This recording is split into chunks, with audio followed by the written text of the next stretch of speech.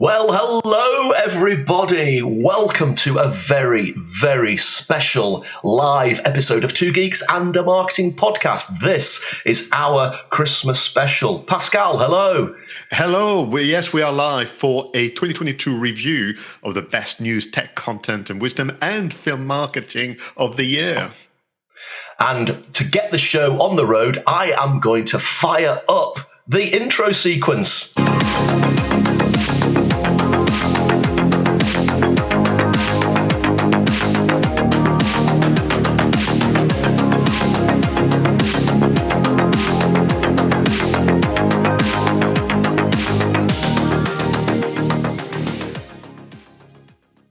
Yeah, as I say, this is the Christmas episode of Two Geeks and a Marketing Podcast. And as always, we're here to keep you up to date with the latest news, tech, content, and wisdom from the world of marketing. And my co-host is a man on a mission. He's been on this mission for a very long time to demystify digital marketing. He's the host of the Content Marketing Studio video podcast. Please welcome all the way from France, Monsieur Pascal Fintoni. Well, thank you very much. You've just heard from Roger Edwards, co-host extraordinaire, the author of Cat's Massive Marketing Plans and the voice of the Marketing and Finance podcast. Welcome, everyone. Wow. So, Pascal, this is obviously a live episode. Normally, we record in advance. So this is a little bit different for all of us today, those watching and us presenting. What are we going to do today to celebrate 2022? So what we're going to do is we're going to go through all our segment in the news, the content spotlight, the marketing tech and apps, the content creators shout out, this week in history, film marketing. And what we've done separately, we've chosen our top 3 content items, whether it's a news item, whether it's a tech, whether it's a film marketing we've reviewed. And we're going to present to each other our top 3. And then we're going to have to decide who is the winner of this year's kind of best news item, best tech, and so on. And it has been very, very difficult just to get to the top 3, just to get to the nominees for the awards of the Two Geeks and Marketing Podcast Best Content has been very, very hard. But the vote will be easier because essentially, Roger, you'll decide who's the winner for my top 3. However, if you are watching us live and listening live as well, you can overrule our decision. This is our Christmas gift to you. You can, of course, overrule and decide who will be or should be, as a content or an individual, the winner of this year's. Because we've been now producing Two Geeks and Marketing Podcasts for 3 years. They started as a simple idea to keep everyone's spirits during the lockdown that was lifted only in March of this year, Roger. Let's remind ourselves what a crazy year this has been. And what we do with the podcast is try to be a source of inspiration, try to actually describe and support people who are marketers full-time or entrepreneurs who are also spending time on their marketings. And I think it's all about this discussion about what it means to be a content creator and a marketer in today's economy. Absolutely right. So, Pascal, I like the way that you've described the format. So we're effectively going to run through our top 3 items under each section of the show, and then we'll give it a vote. But as Pascal says, you can override our decision. Now, if you leave a comment, now this is being broadcast live across LinkedIn and Twitter and Facebook. And I say that with my fingers crossed. So if you do leave a comment, it should actually pop up here on the screen and we'll be able to share your comments. So if you do disagree with anything that Pascal and I rank and vote for of the items for 2022, you can override us live on air. But I think, Pascal, we always start the show with In the News, and that's where we're going to go now. So, Pascal, you best hit me with your top 3 news items for 2022. Okay, so we'll begin with Reddit, who launched its first ever US TV campaign coined Find Your People. It is all about showcasing Reddit as a space for everyone to connect with real people with similar interests, according to Reddit CMO Roxy Young. Number 2, Kia. The rebrand has left many wondering who KN is. The scrunched up font led to over 3,000 or 30,000 web searches for KN car from people trying to figure out whether they missed out on a brand new car company. Number 3, adverts from pizza brand Papa John's and 6 cryptocurrency platforms have been banned by the Advertising Standard Authority for taking advantage of consumers' inexperience in digital currency. I also have an honorable mention, if you don't mind, Roger. So these are my top three, but someone that could have made the top three is Cuthbert the Caterpillar. Something that we've mentioned for at least 2 years of the 3 years of being live on Two Geeks and Marketing podcast. The cake, which so oldie, and to a legal battle with M&S over lookalike Colin. Now they are friends, and you can buy Cuthbert the Caterpillar and Colin the Caterpillar in those respective stores. All is well.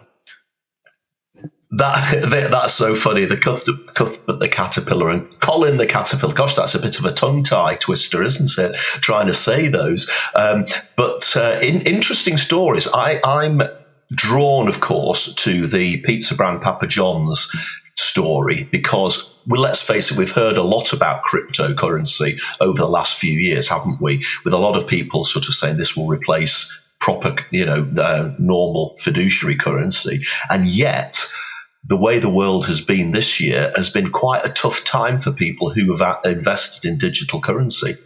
No, absolutely. So number one was chosen because of this idea of Reddit making a clear claim and statements about their contribution to, social networking. And, I've discussed through in the news this thing about copying each other.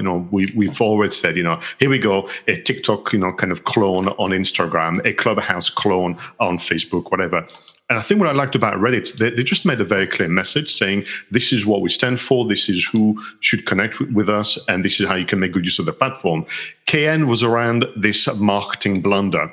I was absolutely amazed. And by the way, the reason I also chose it probably because I was watching the World Cup and KN was all over the football pitches for the last few days as I was shouting at the TV because of France's poor-ish performance.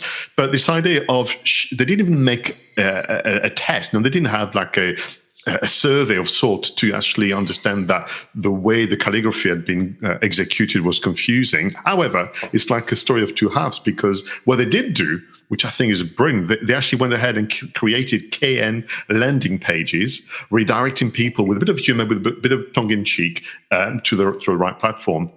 And then the final one is just that, which is the language of online marketing, particularly in the world of digital, and how much more we should be doing, all of us, including regulators, to protect individuals. So these are my top three. Do you have a preference? Do you have a winner for 2022? Well, am I allowed to select the Cuthbert the Caterpillar one, even though that was your honourable mention, as opposed to I should probably pick one from the top three, Pascal. But I have to say, Cuthbert the Caterpillar just makes me smile. I think it's got to be Kia's rebrand, actually. All right, almost like snatching victory from the jaws of defeat, or snatching defeat from the jaws of victory, whichever way around you want to look at it. Superb. Thank you very much. Yeah, I'm very happy with the selection. So what about your top three news items of the year? Okay, here we go. My first news item is, according to a study of 1,000 people in the UK conducted this month, 58% have no idea what the metaverse is, and 96% of people aged 25 to 54 saying they don't plan to spend their cash in the virtual universe. Second, the New York Times has bought word game Wordle for an undisclosed seven-figure sum. The simple game, which releases one word a day, was created by software engineer Josh Wardle, who described its success as a little overwhelming.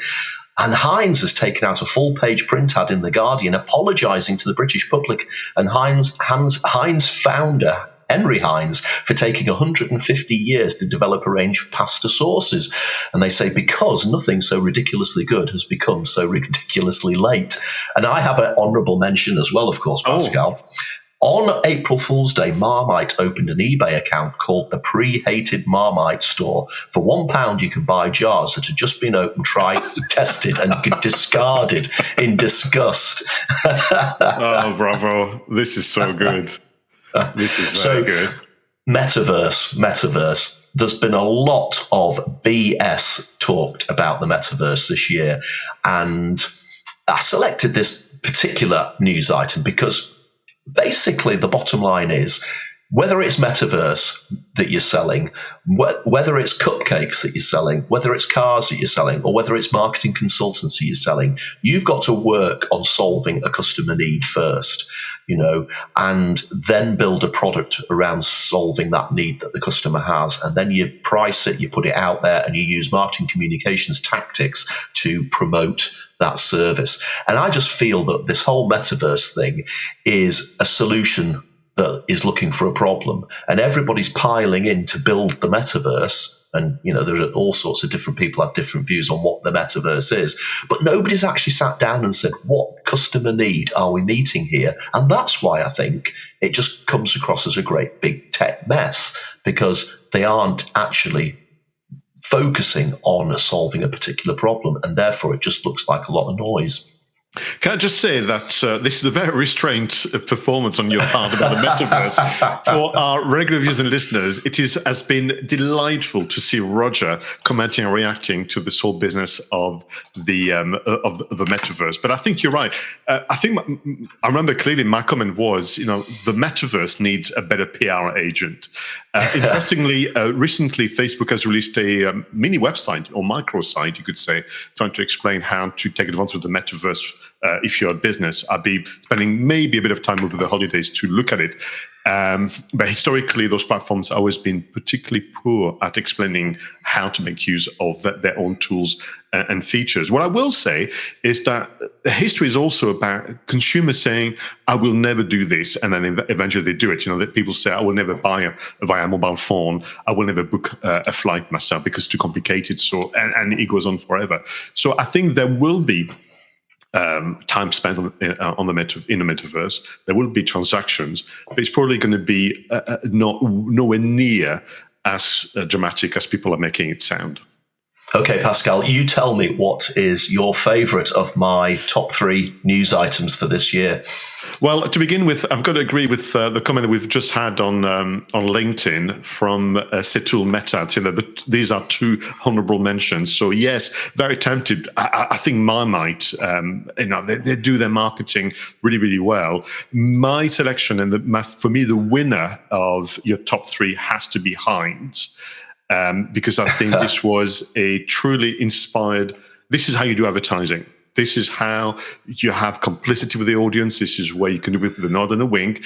And this is also where you work on your storytelling. So now for me, it has to be Heinz, and being 150 years late in creating pasta sauces. I'll also give Setul Mehta a shout out. Setul is a good friend from the financial services industry. I was drinking wine with him at the Protection Review conference a couple of weeks ago. So thanks so much for sharing your thoughts with us, Setul, there. I think, Pascal, we need to move on to the next section of the show, which is the content spotlights. And of course, this is one of my favourite parts of the show. Each week, Pascal and I pick a piece of content. It could be a video, it could be an article, it could be a video. And they basically tear it apart, don't we? So, Pascal, what are your top 3 content spotlights for 2022?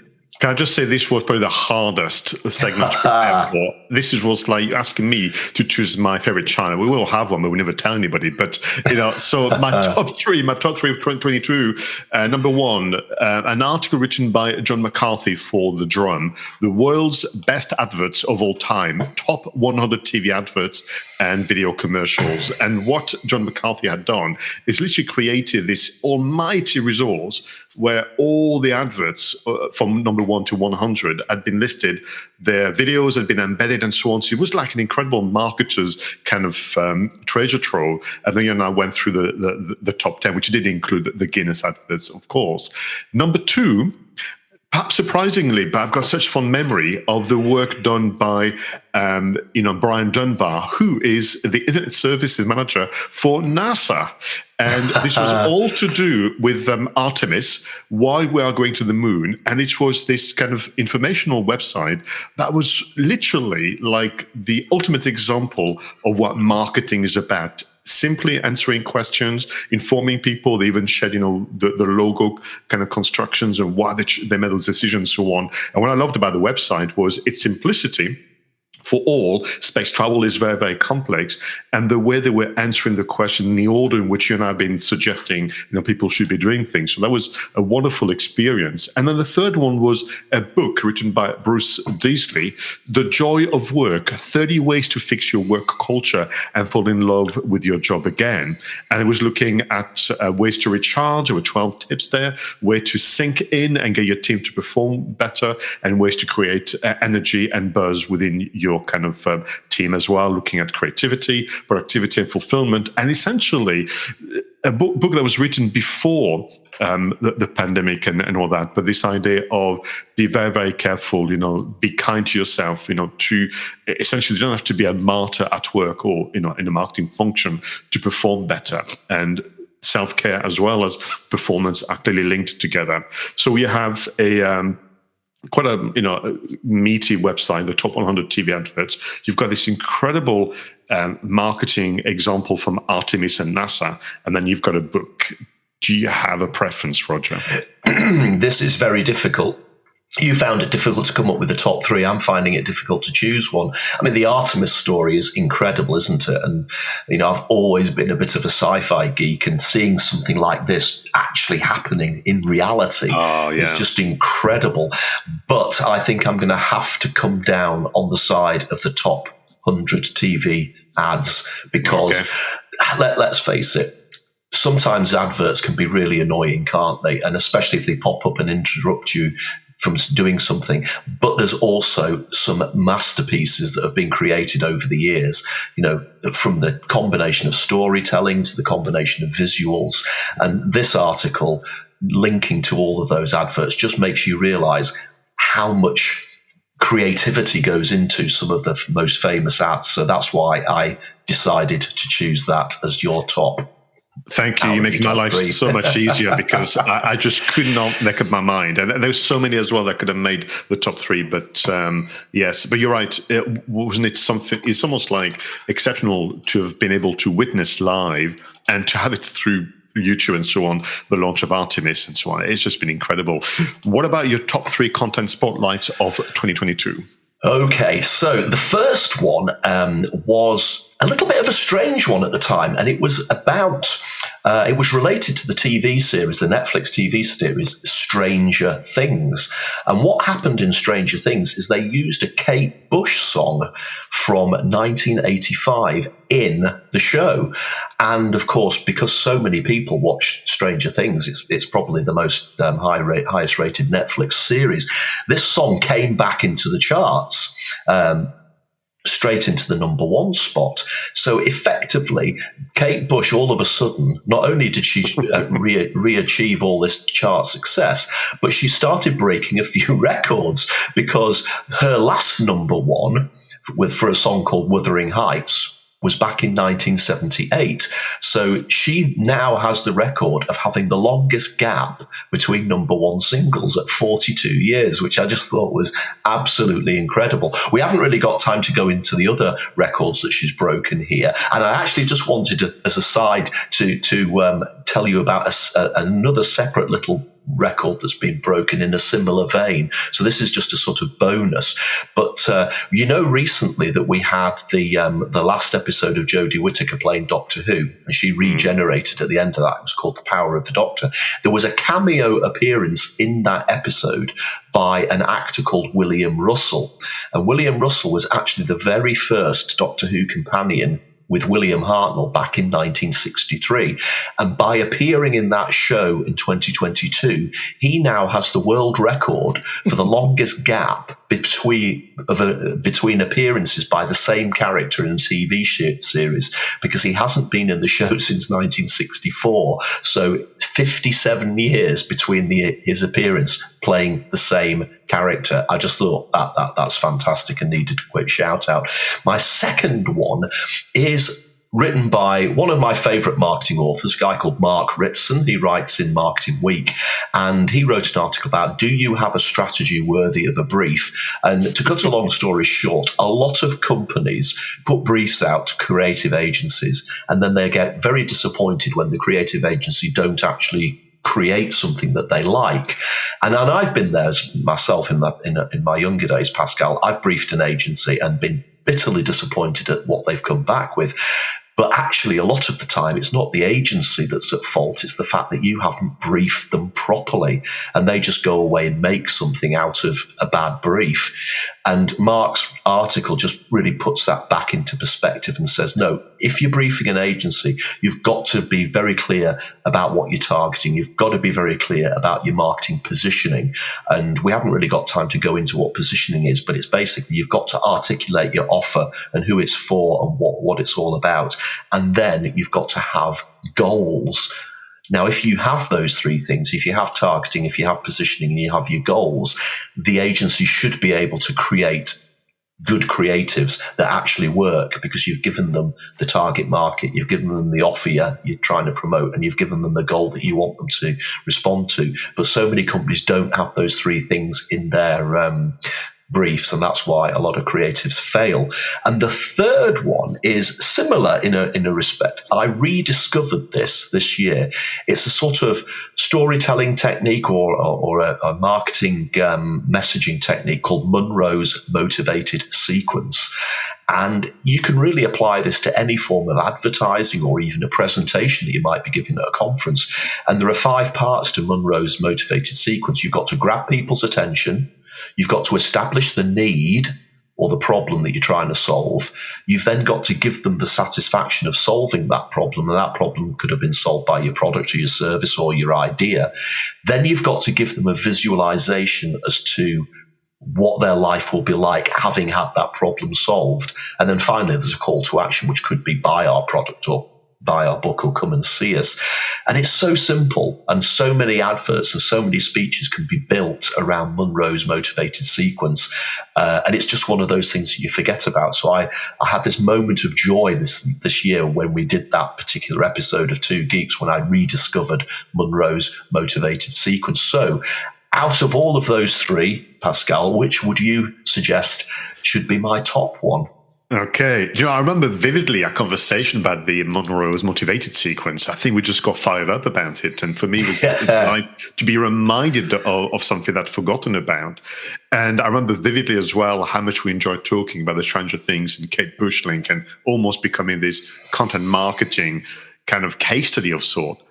But for me, what you've chosen, which is the one by Mark Ritson about do you have a strategy worthy of a brief, is probably the winner for this year, because it is actually capturing what the show is all about, helping people think through the strategic side of marketing, then implement the different tactics. But also, actually, I want to recognize that Mark Ritson has been also one of the many voices of reason and calm in a world that is going a bit faster, where the language, as we mentioned, about the metaverse and cryptocurrencies and, its close cousin NFTs and so on, where it's all becoming a little odd, and there's an attack on our profession. And I think Mark Ritson has done a very good job to kind of keep the course steady and saying, these are what you need to be doing. So I'm going to go for a number 2 then. Do you have a strategy worthy of a brief? These 3 questions will tell you by Mark Ritson.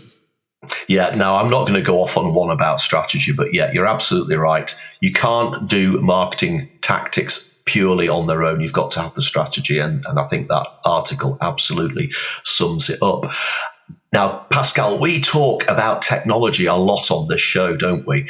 We get so sort of excited about new pieces of equipment, new cameras, new pieces of software, new apps for mobile phones or tablets. So I think that the next section of the show is going to be really interesting when we look back at the marketing tech and apps for 2022.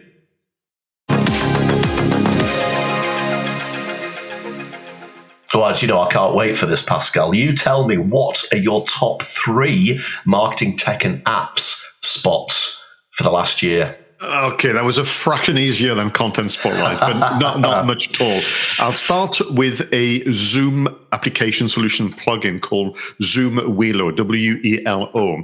And what this is, it is designed to transform your experience of using Zoom breakout rooms, which are essentially just mini versions of a Zoom call. And what they've done superbly is created 3D representation of physical spaces. And I mean, like any sort of physical spaces, could be a town square, it could be one with a garden, it could be a classroom, it could be a conference room, it could be a bistro, and so on.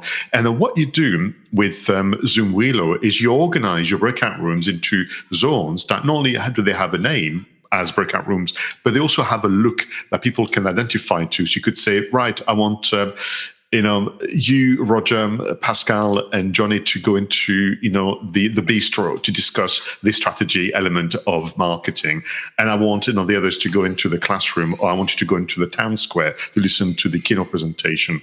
And this element of 3D rendition is bringing just a smile to someone's face, creating more engagement and so on. And for me, it's been a big add to my own effort as an online trainer and speaker. The next one is TinyWow, tinywow.com, which is essentially this ultimate destination to convert any files from one type to another, whether it's a written form to PDF, whether it's audio, video to audio, whether it's audio MP3 to a different file format and so on.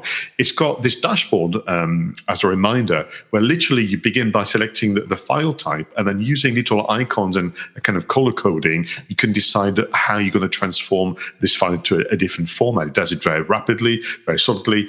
And frankly, it's almost like you don't need to know any other way, but just go to tinywow.com and you will always be able to convert your file from one format to the next. And that saves so much time. And then the final selection is P-Link, podcast link, or plink as one word.com. Now, we have spoken a lot, you and I, about, of course, increasing the listener number to our podcast. We'll be looking at ways to share advice about growing an audience for your content, no matter what it is.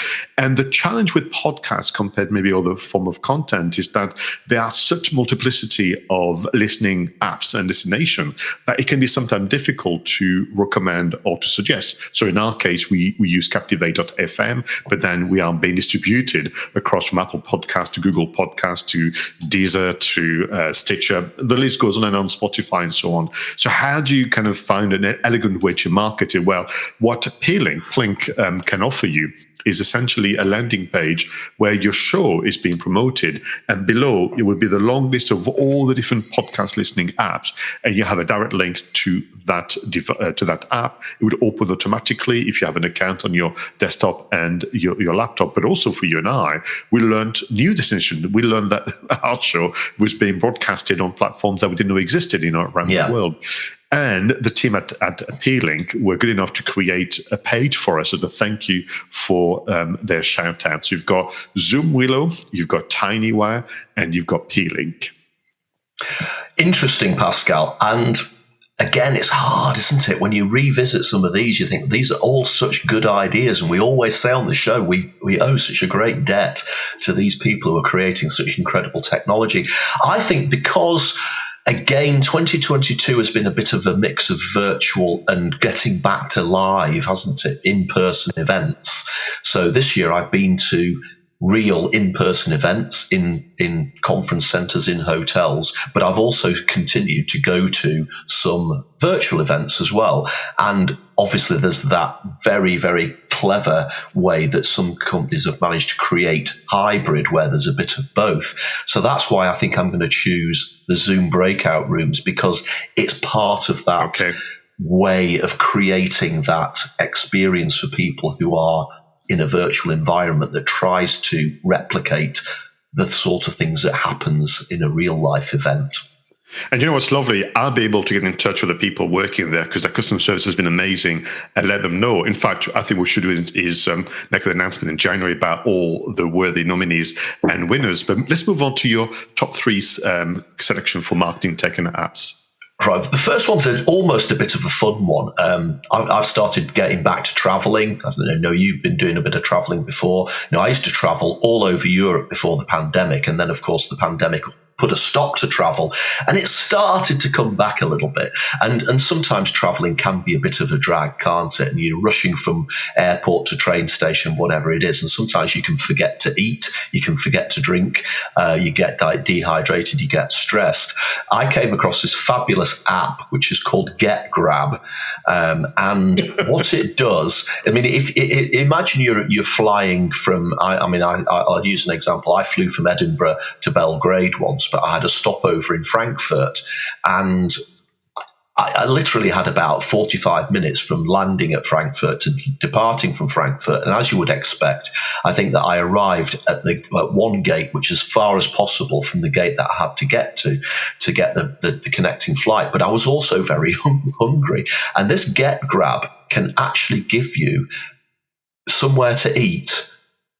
If you program in, I'm arriving at Frankfurt at gate, say, A35, and I'm departing from gate Z22, it will then tell you the route from A to B or A to Z, and then it'll tell you the food outlets along the road. And if that food outlet has a way of ordering online, then you can actually order it there. So I just thought that's such a fab, almost like fun app, but also for busy people who are traveling all the time, could be a bit of a lifesaver. Second one is, and I chose this because I still think this is a great idea. It's the PowerPoint Cameo add-on, which it basically allows you to put a live video feed of yourself, just like we are now, into a PowerPoint presentation. And then you could either use that PowerPoint presentation to create a video using the slides, or you could, if you're broadcasting it out over Zoom or to a virtual conference, it just puts your live feed in from your camera. This is obviously nicked, or it's Microsoft's version of the Keynote version that Apple have produced. Now, I don't have Keynote on my desktop. I use Microsoft on my desktop. So I was waiting for the PowerPoint Cameo to come along because I desperately wanted to use this. It's very, very good, but it's perhaps not as good as Apple's, but they do keep upgrading it, Pascal. So since this was originally talked about on the show a few episodes back, there have been updates. So PowerPoint Cameo gets into the top 3 because I love the idea and it's being improved all the time. The final one, and you won't be surprised at this, I'm choosing the Insta360 AI-powered 4K webcam, the one that I'm using here now. This is an astonishing piece of tech. It sits on top of your desktop or on top of a tripod or whatever, and it's got a 3-axis gimbal.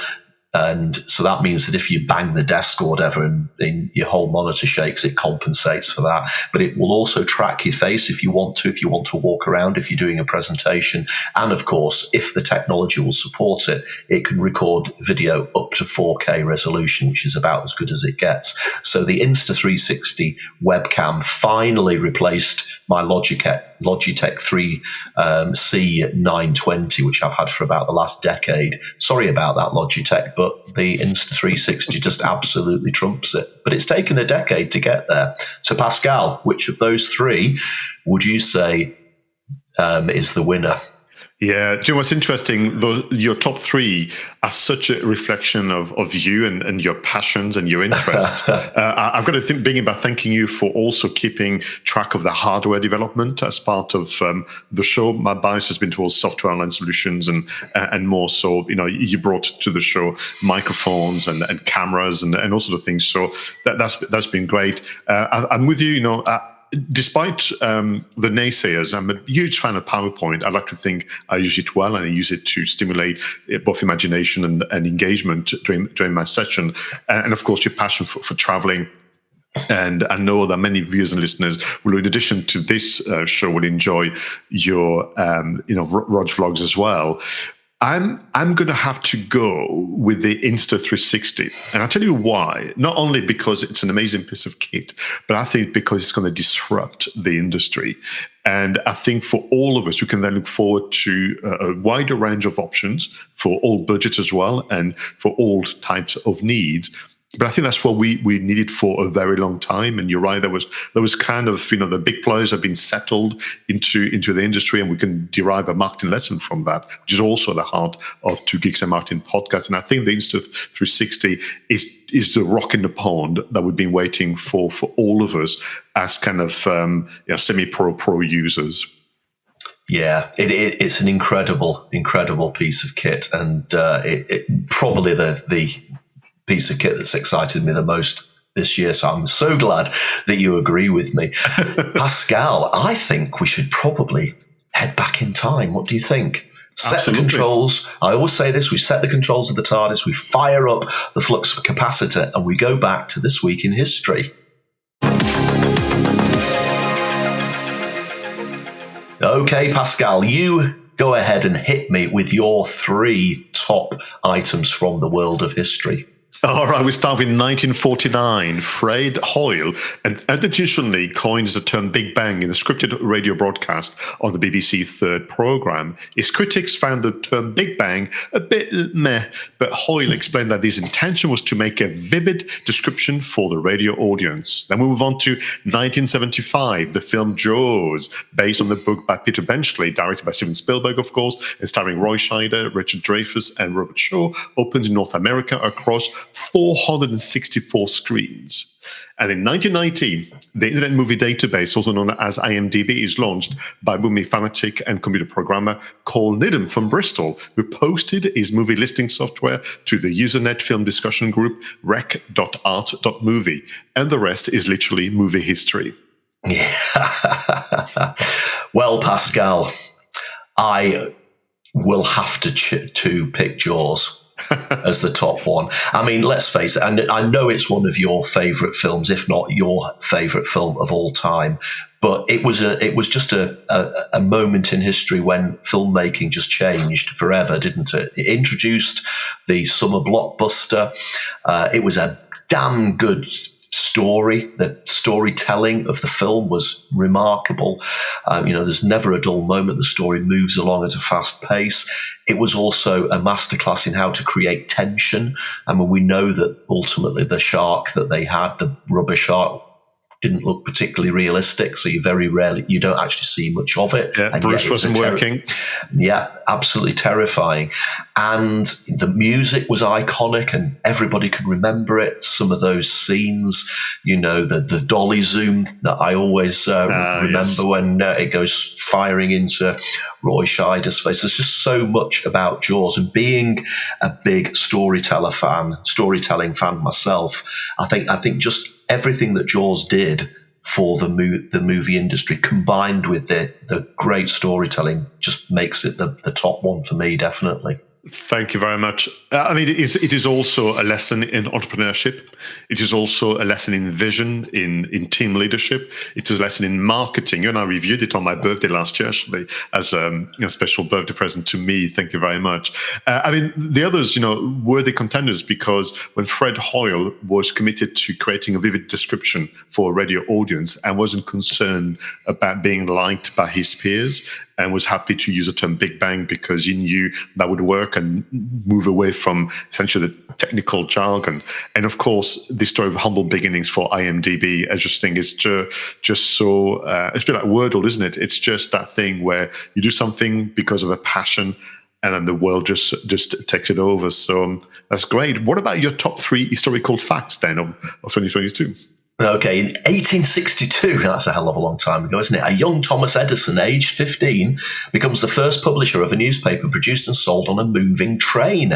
His weekly Grand Trunk Herald was a single news sheet with adverts from his father's store and local news he received via telegraphy. And in 1984, Apple Computer broadcast their now famous 1984 commercial introducing the Macintosh during the third quarter of the Super Bowl. And in 2004, the final episode of the television sitcom series Friends aired and was watched by more than 52 million viewers. The series had run for 10 seasons, that's 236 episodes, between September 1994 and May 2004. So what do you think, Pascal? What's the top history story for me? Oh my word, this is hard. I mean, you've done a good job here because the first one is just mind-blowing, and I think Thomas Edison's contribution to the world in general, but also at such a young age to be so commercially minded. And I think what I like about your choice is that combination as you can be creative, commercially minded, a good inventor. All those things are compatible, not mutually exclusive. What can I say about the 1984 Apple advert? I mean, it's still being quoted, it's still being shown at events and so on. And then Friends, I mean, still to this day being broadcasted around the world on specialist channels. In fact, people will know that the way which we title our episode is inspired by the titling of the Friends episode, the one about. Yes. Actually, we are watching Friends as we speak now because it's showing on French TV. You can choose the English language. So we're on to season 9, I think, of it. I tell you what, actually, because of the fact that we're inspired in terms of the naming and labeling and structure of the show by the series Friends, I'm going to go for Friends. Yeah, I mean, it's a great choice, and again, a great series, great storytelling. I do like the Thomas Edison story, though. Do you know, it reminds me, when I was younger, I used to go to the newsagent and buy these little memo books, and I used to take the cover off, and there was about 20 or 30 pages inside this memo book, and I used to write little science fiction novels. So I used to draw the cover, and then I used to write the story in the interior, and youngsters, we were so creative doing things like that, and maybe that's one of the reasons why I turned into a sci-fi geek and a marketing nerd. But that those sort of memories, those entrepreneurial things that you do when you're younger, and Edison was just a perfect example of that. Yeah. Talking about people who are creative and put together amazing content, we have another section of the show which is always a favorite. That's where we give shout outs to creators. So I think that's the part of the show that we should move on to next.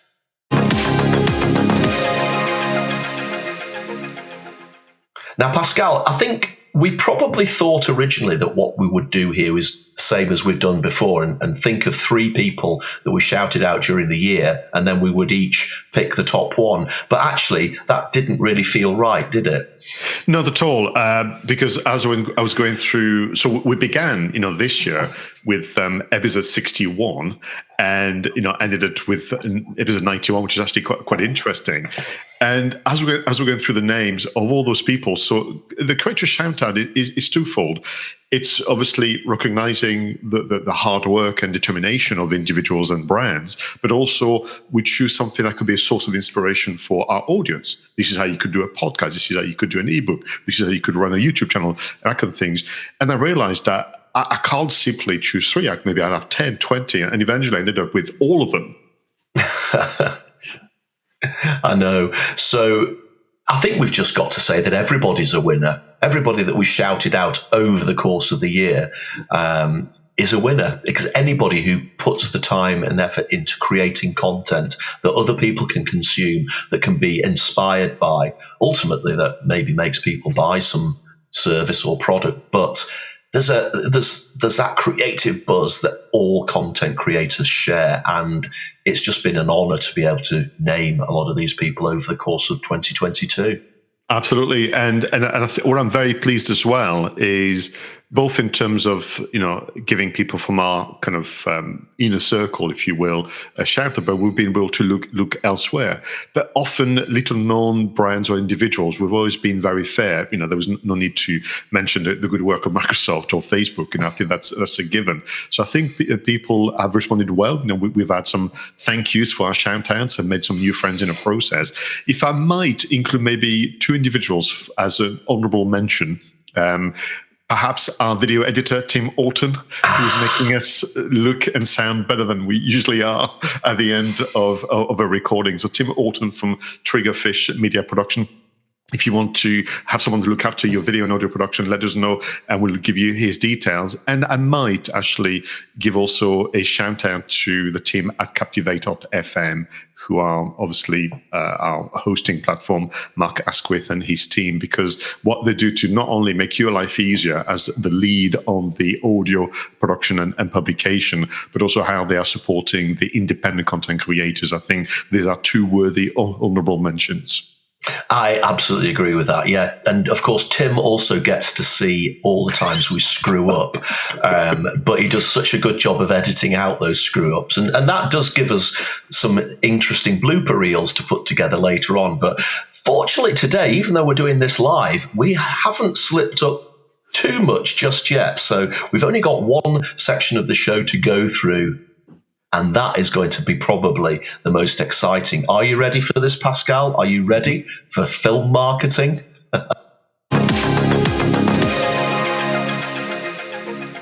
Now, this is going to be hard, isn't it?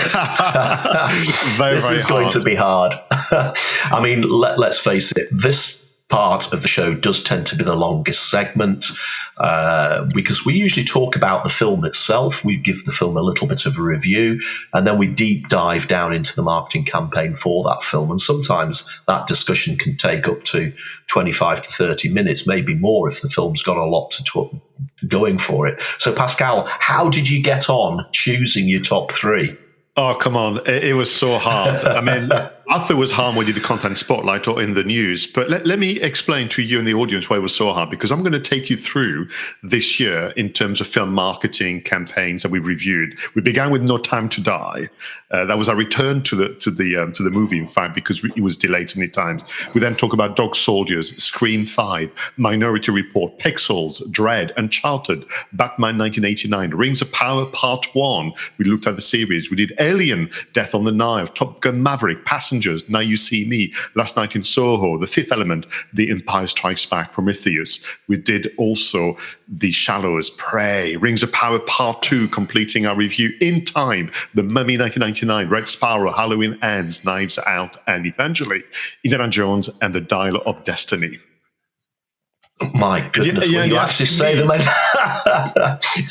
asking you to give me a top three out of all those incredible films. Okay, so with much anguish and pain and suffering, my top three for 2022 in terms of the film marketing campaigns that we have reviewed. And again, this may be a surprise to people, but they are an incredible source of inspiration, particularly with regard to their social media activities. But I'm going to go for Rings of Power Part 1 and 2. My memory is we had a blast looking at their teaser campaign, and then, the second part. I want to also add The Shallow as part of my top three, because again, what they did was incredible, and Passengers, because we discovered actually some hidden messages even in the poster design. Yeah. Now I've got to choose the top one out of your top three. I love The Shallows. That was such a sort of different sort of film, and again there was echoes of Jaws in that, wasn't there? It has to be Rings of Power Part 1 and 2. I mean, the marketing campaign was long, it was detailed, and as you say, there was teaser campaigns, there was the main campaign, all the different character spots and everything. It was remarkable. It was visual, and I hate to say this, Pascal, but to a certain extent, parts of the marketing campaign maybe were a little bit more impressive than the series we ended up with. I thought the series itself was magnificent in its visuals and couldn't fault the design and the special effects. But I think some of the acting was a bit dodgy, and I did find it a little bit slow to get started. Overall, superb, and undoubtedly looking forward to the second series. But I did get, having immersed myself so much in the marketing campaign itself, I did feel a little bit let down by the ultimate series that we got. I don't know what you think about that. Yeah, I think we agree with that. Controversial statement. I don't think so, because I think the intensity that was kind of hinted out during the marketing campaign, and people, we have it on the podcast, we have it published very, very soon on the separate website. An announcement would be made in January. But this idea of the way they invited into the world, and I have used elements of Rings of Power into my keynote now about how to make your social media campaign like a Hollywood blockbuster, because the way they did square videos, portrait videos, the way they did character development, where you got first an image of the hand, then the full image, then you had a 3-second video, then you had I could go on forever and repeat everything we've done. So, and then you're into season 1, which I felt a little restrained. And I think they are almost keeping that intensity, the pace for season 2, which is a central act. So I know that officially we're going to have 5 seasons, but I can see a bit like season 1 was the setup, and then season 2 is going to be the ultimate clash, and then season 3, 4, 5 would be, the denouement. So I agree with you, the intensity wasn't there. So I suffered for our art in selecting my top three. You turn to suffer then. So what have you got for us? Again, Pascal, you look at that list that you've just read out, and it is very, very hard. I tend to get what attracts me a lot about marketing campaigns for films is often just the visuals. And to me, one of the most striking visuals after Rings of Power, which you've chosen, is Death on the Nile.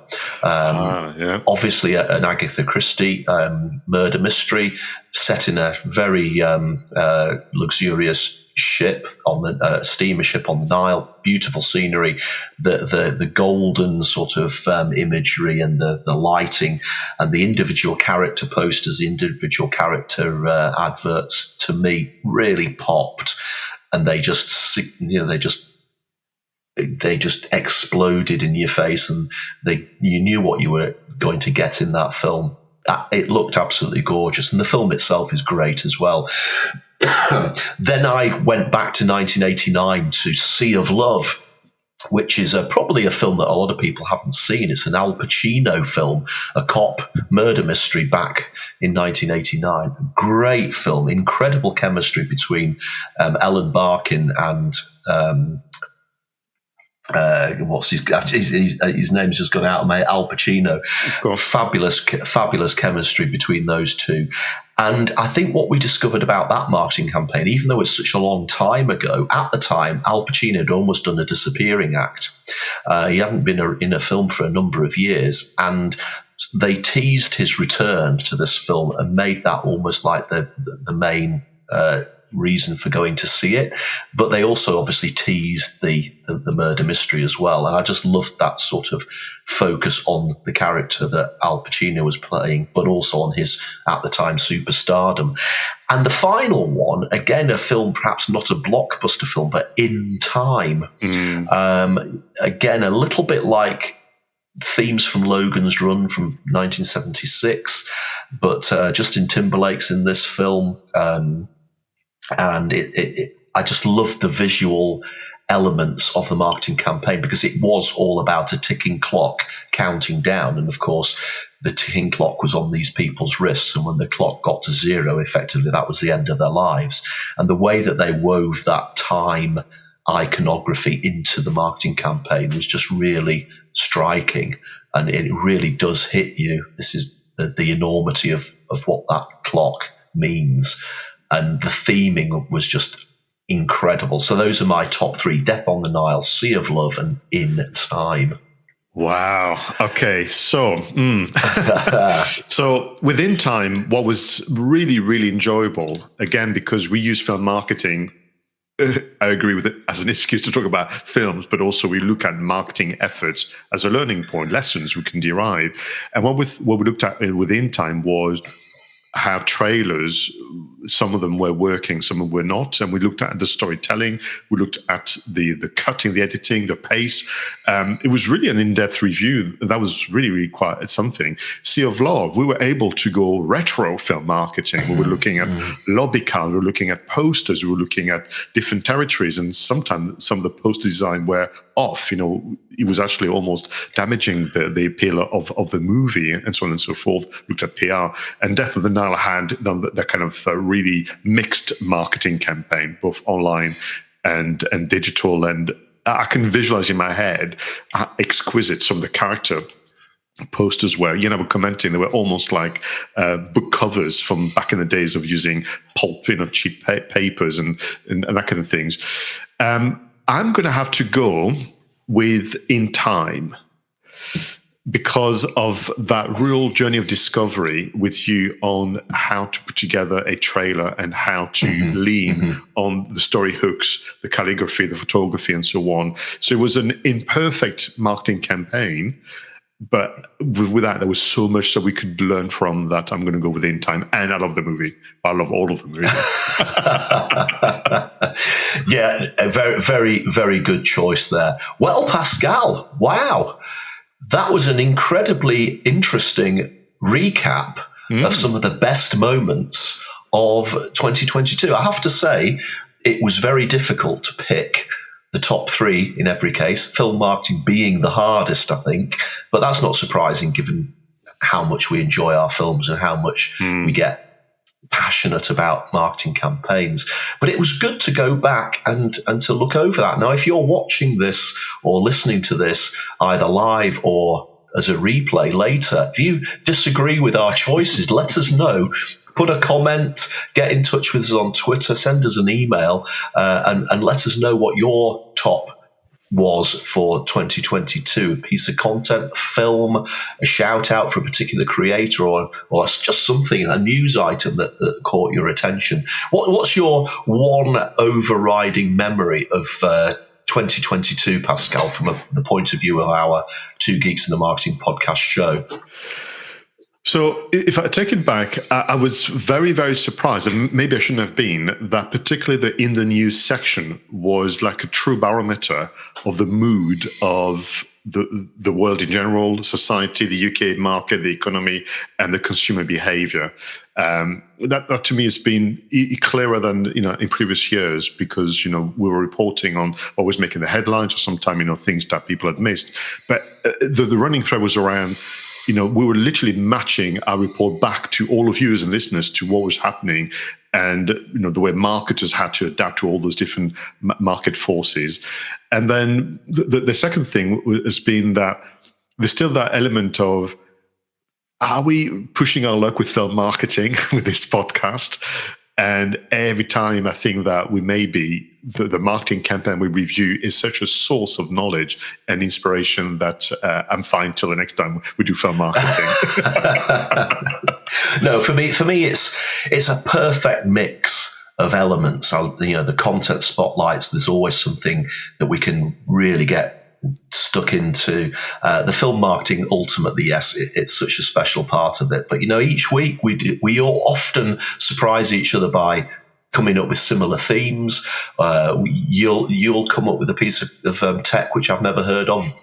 Similarly, I'll come up with a piece of tech that you've not heard of. We always discover things together, and hopefully people watching and listening also discover those things with us. So it's been an absolute pleasure carrying on with the podcast over 2022. We're not going away. We might be taking a few weeks off over the festive period, but we will be back in 2023 with more news, tech, content, and wisdom from the world of marketing. So Pascal, any final words before we end this live episode and head off into festive stupor? Well, I know that we're going to take a break, but we're going to use that break to plan, obviously, our 2023 programming. So if you have questions, challenges, elements you want us to discover for you, study, reflect on, any advice you need about being a better marketer in today's economy, please get in touch. Fantastic. So thank you so much for watching this live episode. If you're watching the replay or listening to the replay, thank you again. Until 2023, go out there and make sure that your marketing is done right. I was Roger Edwards and he was Pascal Fintoni.